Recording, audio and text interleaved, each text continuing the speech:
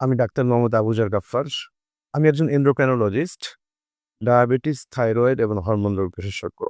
আমি Dhaka medical college থেকে ২০০৪ সালে এমবিবিএস এবং বাংলাদেশ মেডিকেল ইউনিভার্সিটি থেকে ২০১৫ সালে এন্ডোক্রাইনোলজি বিষয়ে এমডি ডিগ্রি অর্জন করি।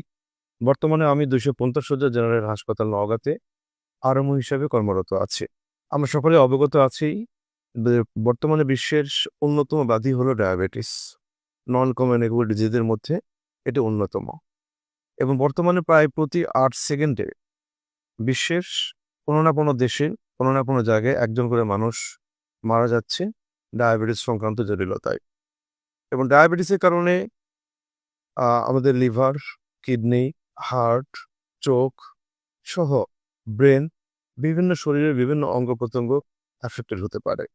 ঠিক একই রকমভাবে ডায়াবেটিসের পাশাপাশি থাইরয়েড এবং অন্যান্য হরমোনজনিত রোগও কিন্তু দিন দিন বেড়ে চলেছে এবং এটা সারা বিশ্বের জন্য একটা বৈশ্বিক সমস্যা। আমাদের দেশেও ডায়াবেটিস, থাইরয়েড এবং অন্যান্য হরমোনজনিত রোগ অনেক বেশি। এই ডায়াবেটিসকে কন্ট্রোলে আনতে হলে অথবা হরমোনজনিত রোগকে কন্ট্রোলে আনতে হলে আমাদের নিয়ম শৃঙ্খলার উপরে বেশি জোর দিতে হবে, যেটাকে আমরা 3D বলে থাকি। ডায়াবেটিস ম্যানেজমেন্টের একটি ইম্পর্টেন্ট পার্ট যে আমাদের ডায়েট কন্ট্রোল করতে হবে, আমাদেরকে ডিসিপ্লিন মানতে হবে এবং প্রয়োজনে আমাদেরকে ওষুধ খেতে হবে। আমরা অনেক সময় ডায়াবেটিসকে একটু অবহেলা করে থাকি, এর গুরুত্ব কম দিয়ে থাকি, কারণ ডায়াবেটিস কোনো নির্দিষ্ট অঙ্গের কোনো রোগ নয়। কিন্তু ডায়াবেটিস যদি অনিয়ন্ত্রিত থেকে থাকে, তাহলে শুধু ডায়াবেটিসের কারণে আমাদের শরীরের গুরুত্বপূর্ণ অঙ্গের অনেক ধরনের সমস্যা দেখা যেতে পারে, যেগুলোকে আমরা মাইক্রোভাস্কুলার কমপ্লিকেশন এবং ম্যাক্রোভাস্কুলার কমপ্লিকেশন বলে থাকি। তো ডায়াবেটিস ম্যানেজমেন্টের একটি ইম্পর্টেন্ট পার্ট হলো কিন্তু যে নিয়ম শৃঙ্খলা, যেটাকে আমরা বলি ডিসিপ্লিন।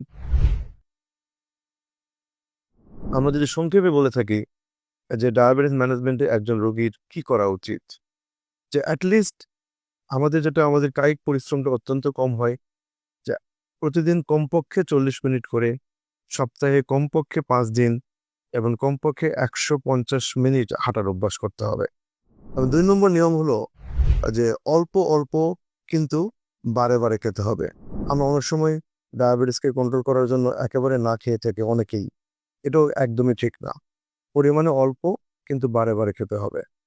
এবং 3 নম্বর হলো যে চিনি বা গুড়যুক্ত যেগুলো খাবার, সরাসরি সুগারযুক্ত যেগুলো খাবার, সেগুলোকে একেবারে অ্যাভয়েড করতে হবে। এই নিয়ম শৃঙ্খলা মানার পরও যদি আমাদের সুগার কন্ট্রোলে না আসে, ডায়াবেটিস কন্ট্রোলে না আসে, তাহলে অবশ্যই একজন বিশেষজ্ঞের পরামর্শ মতে আমাদের ডায়াবেটিসের যে চিকিৎসা, সেটা ওষুধ হতে পারে অথবা ইনসুলিন হতে পারে, আমাদের চিকিৎসা নিতে হবে। সর্বোপরি যদি ডায়াবেটিসকে আমরা নিয়ন্ত্রণে রাখি, তাহলে আমাদের শরীরের বিভিন্ন অঙ্গ ভালো থাকবে, একজন পেশেন্ট ভালো থাকবে। এবং আরও একটা ইম্পর্টেন্ট পার্ট হলো যে ডায়াবেটিসের এত প্রাদুর্ভাব বেড়ে গিয়েছে সারা বিশ্বের মতো বাংলাদেশেও।